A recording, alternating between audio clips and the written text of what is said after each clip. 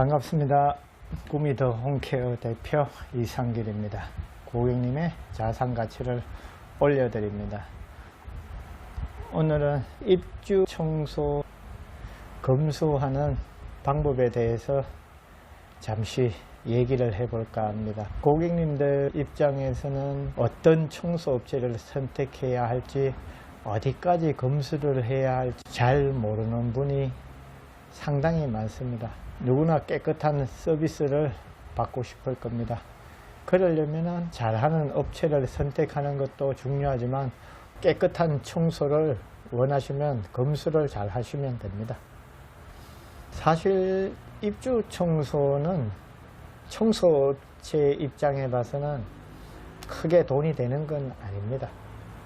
고객님들은 목돈이 들어가기 때문에 비싸다 생각하시는데 인원 구성하는 거하고 청소 시간 따지고 보면 크게 비싼 거는 아닙니다. 저 같은 경우에는 33평 기준으로 했을 때 작업자 4명 구성합니다. 여자분 3명, 제가 거의 들어갑니다.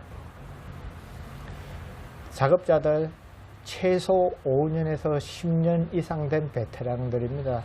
베테랑들이 들어가지 않으면은 종일 청소해도 마치기 사실 어렵습니다.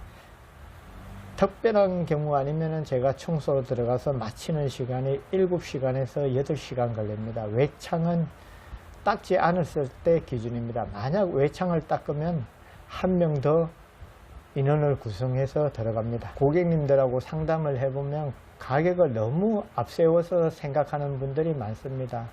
청소는 무형물이기 때문에 가격보다 어떻게 어디까지 진행을 하는지 먼저 체크를 해 보시고 합리적인 가격에 청소를 맡기는 게 맞습니다. 청소는 100% 수작업이라고 해도 과언이 아닙니다. 일 많이 해주고 돈 적게 받는 업체는 없습니다. 누구나 적은 요금에 깨끗한 청소를 원합니다. 그거는 욕심입니다. 서로 입장만 바꿔보면 금방 답이 나옵니다. 그럼 우리가 어떤 업체를 선택해야 할지, 어디까지 어떻게 검수를 해야 하는지 제가 자세하게 말씀드리겠습니다. 요즘은 집을 확장형으로 대부분 시공합니다. 확장형으로 시공하다 보면 유리를 이중창으로 시공을 합니다. 주택 같은 경우에는 돈 있는 분들은 시스템으로 해서 한 장으로 하지만 아파트에서는 그렇게 하지 않습니다. 시공사들 마음이니까. 정말 고급 아파트들은 그렇게 할 수 있지만 대부분 시공하는 아파트에 들어가서 보면 이중창으로 시공이 되어 있습니다. 이중창은 쉽게 2장으로 이해하시면 됩니다. 이중창일 때 유리창 제일 바깥면, 보통 외창이라고 말합니다. 외창은 가격이 별도로 나갑니다. 이건 대한민국 어느 업체 상담을 해보셔도 별도라고 그럽니다. 대부분 이 외창은 닦지 않습니다. 가격이 비싸기 때문입니다. 어떤 분들은 금방 더러워지기 때문에 닦을 필요가 없다고 말하는데 사실 그 말도 틀린 말은 아니지만 사실 또 맞는 말은 아닙니다. 예를 들어서 그런 논리로 따지면 자동차 실내만 닦지 외부는 뭐 하려 닦습니까? 곧 더러워질 건데 외부 더럽도 우리가 차 타고 다니는데 별 불편한 점은 없습니다. 유리만 깨끗해가 앞에 시야만 잘 보이면 됩니다. 우리가 집을 선택할 때 첫째는 학군을 먼저 따집니다. 학군 다음으로 여러 가지 요소가 있지만 저는 조망권이 상당히 중요하다고 생각합니다. 고급 아파트들 보면 뷰가 좋고 높은 청수는 더 프리미엄이 붙습니다. 우리가 웃돈을 주고 산 집을 왜 조망을 포기하고 사십니까? 지금까지 유리를 닦아줘서 싫어하는 고객님을 한 번도 본 적이 없습니다. 며칠 전 닦았던 고객님도 저한테 실제로 그랬습니다. 유리 안 닦았으면 후회할 뻔했다고. 닦아가지고 내 집에서 뷰를 보면 정말 달라집니다. 마음까지 환해지는 기분을 느낄 겁니다. 사실 외창 유리를 안 닦더라도 청소업체 상담할 때 가격을 한번 체크해 보셔야 합니다. 왜냐하면 아파트 청소에서 최고 어려운 게 외창유리입니다. 어려운 걸 못하는데 어떻게 전문가입니까? 어려운 걸 쉽게 하는 걸 우리가 보통 전문가라고 말합니다. 청소를 전문으로 하는 업체는 생각보다 그래 많지 않습니다. 그리고 더 중요한 건 내창유리 뒷면, 쉽게 말해 안쪽 유리 뒷면 되죠. 안쪽 유리 뒷면도 대부분 닦아주지 않습니다. 닦아주지 않는 게 아니고 못 닦습니다. 사전 점검할 때 들어가서 내창유리 뒷면 보세요. 공사먼지 그대로 있습니다. 그 공사먼지가 어디로 가겠습니까? 일부는 내부로 들어온다고 보시면 됩니다. 그리고 방충망도 세척을 해주는지 꼭 체크를 해 보셔야 합니다. 방충망이 깨끗할 거라고 생각하지만 실제 방충망이 시공되어 있는 상태에서 내부 인테리어를 계속 진행하기 때문에 방충망에도 공사먼지가 있습니다. 저는 입주 청소에서 제일 기본은 방충망 세척이라고 생각합니다. 그리고 주방으로 넘어가서 주방 청소할 때도 정말 꼼꼼하게 해야 합니다. 조리 도구 같은 것을 보관하는 곳이기 때문에 공사먼지가 있으면 집기랑 그릇에 붙어서 내가 먹을 수 있기 때문에 꼼꼼하게 청소를 하는 게 좋습니다. 그리고 청소 후에 고객님이 한 번 더 걸레질 하는 것도 저는 괜찮다고 생각합니다. 청소업체가 100% 깨끗하게 해줄 거라고는 생각하지 마세요. 돈만 많이 주면은 얼마든지 하고 있습니다.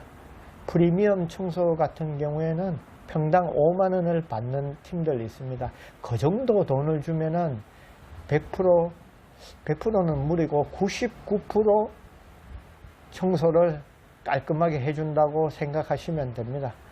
평당 만 원에 그렇게 바라는 분들 있는데 그거는 욕심입니다. 그런 분들은 청소업체 청소를 맡기지 않는 게 청소업체를 도와주는 겁니다. 실제로 청소 후 검수하러 와서 우리 어릴 때 소풍 가서 보물찾기 하듯이 찾는 고객님들 있습니다. 그렇게 검수하면은 대한민국 청소할 업체 아무도 없습니다. 그거는 고객님 욕심이니까 그렇게 검수하지 마세요. 그렇게 깔끔하게 원하면은 평당 5만 원을 주든지 고객님이 직접 청소하세요.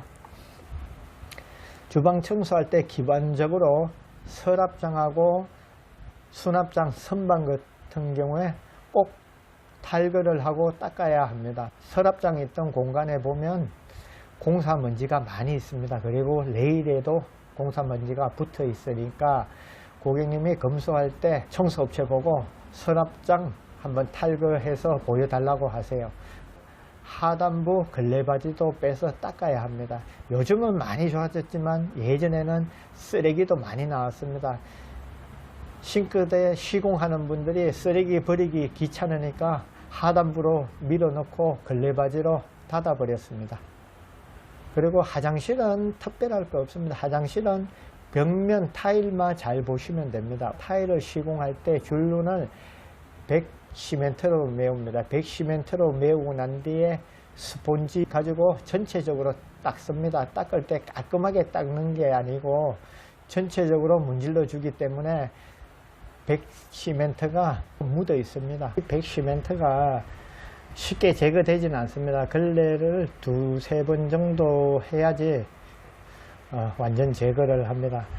일부 중공청소업체에서 산성세제를 사용 후 린스를 제대로 안 해서 줄눈이 누렇게 변하는 걸 봅니다.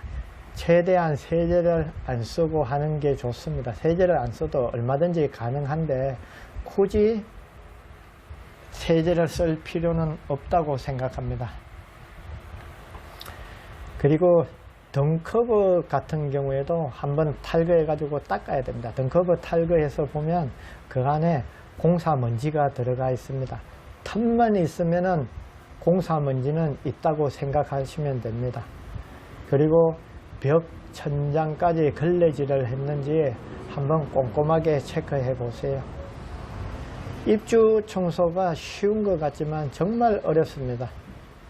누구나 할 수 있을 것 같지만 돈 받고 업으로 하는 것은 만만치 않습니다. 입주 청소업체 입장에서 입주 청소가 정말 어려운 이유는 청소를 잘 못하는 고객은 있어도 깨끗한지 더러운지 구분 못하는 고객은 아무도 없습니다. 그래서 청소가 더 어려운 것 같습니다. 그리고 내가 사는 공간이기 때문에 깨끗하게 원하는 건 당연하다고 생각합니다. 고객님들도 청소업체를 선택할 때 돈보다는 어떻게 진행을 하는지 확실하게 물어보시고 그 다음에 가격을 체크하셔야 됩니다. 깨끗한 청소를 원하신다면 고객님들이 검수를 잘 하셔야 됩니다. 그렇다고 너무 구석지까지 꼼꼼하게 그렇게 하시면 안 됩니다. 가격 대비 이 정도면 됐다 생각해서 고객님들이 만족을 하시는 거지, 정말 깨끗해서 만족하는 고객님은 잘 없다고 생각합니다. 만족이라는 것은 타인이 나를 만족시켜 주는 게 아니고 내가 만족해서 만족하는 겁니다. 이상 입주 청소 검수하는 방법하고 청소업체 선택 요령을 말씀드렸습니다. 감사합니다. 다음에 더 좋은 영상으로 찾아뵙도록 하겠습니다. 감사합니다.